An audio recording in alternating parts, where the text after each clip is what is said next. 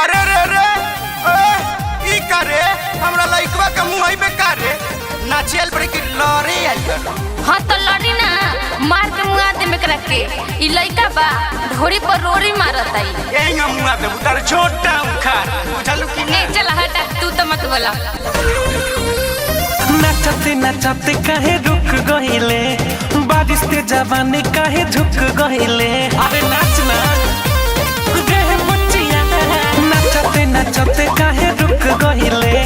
बारिश के जवानी काहे झुक गइले काहे लड़ता रे छोटे छोटे बच्चा से हो बच्चा से अबे ते नाचेल बड़ी की लड़ाई करे बड़ी रे ना मनबे।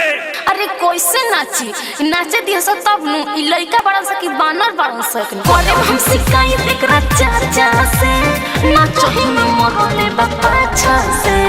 करे हम शिकायत एकरा चाचा से नाचो ही में मरले बापा अच्छा से जब लड़बे छोटे छोटे बच्चा से मरबे करी तोहे बच्चा से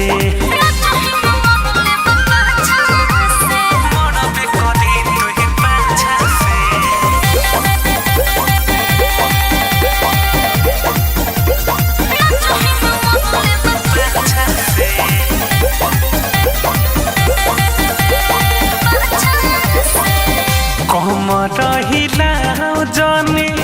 ना खरा देखाओ रे बाबू साहेब यादव जी के हवे बाबी गाँव रे अरे नाच ना तो मुआ दिए सो कौना के दम बने कौन रही जानी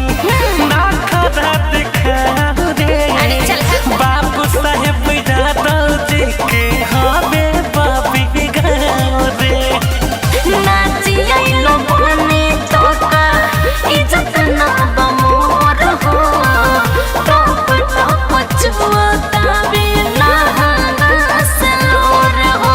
रे तहनी के घर में माई बहन नहीं खे ढेर बोला तारी पैसा ना देबो कैसे ना देबो हाँ तो ले लिहा किसी बरता बे तोरे ऐसा ढांचा से हो ढांचा से अरे ए लइकवा के केहू गार्जियन नहीं खे का रे तो यूट्यूब से डाउनलोड भइल बा का लफंगा कहीं के करे हम शिकायत एकरा चाचा से नाचो ही में मरले बापा अच्छा से करे हम शिकायत एकरा चाचा से नाचो ही में मरले बापा अच्छा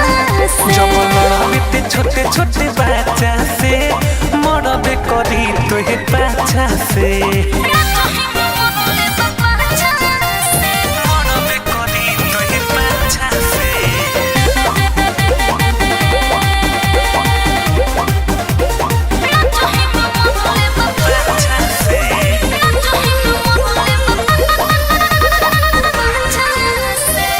पिन्हले बार कपड़ा काहे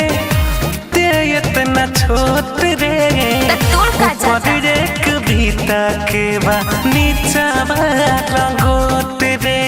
ना मनवा तू ई हमर फैशन है पिन्हले बार कपड़ा काहे ते इतना छोट रे ऊपर एक भीता के बा नीचा बा रंगोट रे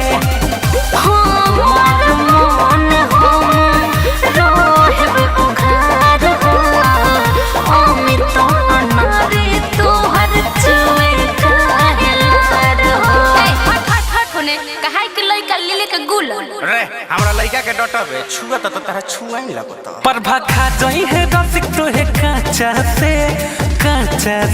हो काचा से ना खरा करत रे लइका बाखरा नहीं लगाली है करे हम शिकायत एकरा चाचा से नाचो ही में मरले बापा अच्छा से करे हम शिकायत एकरा चाचा से नाचो ही में मरले बापा अच्छा से जब लड़बे छोटे छोटे बच्चा से मरबे करी तोहे बच्चा से चल कौन रहे चल तारू ना रास्ता में तार व्यवस्था बनैनी तो कहियो।